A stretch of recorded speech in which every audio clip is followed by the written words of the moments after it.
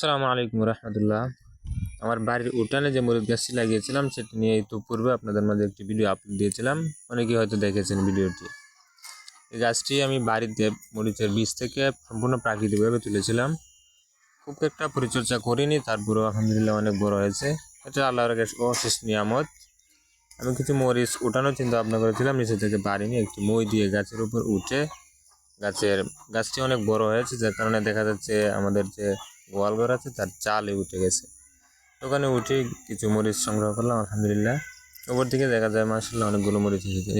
নিচ থেকে দেখলে যা বোঝার কোনো উপায় নেই।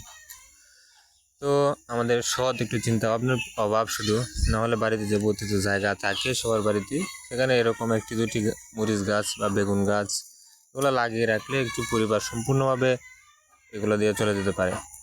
আমি কিছু মরিচ উঠিয়েছি, মরিচগুলো দেখা যাচ্ছে আলহামদুলিল্লাহ ভালো ভালো ফলন এসেছে। সবাই দোয়া করবেন এবং গাছ লাগাবেন। আসসালামু আলাইকুম।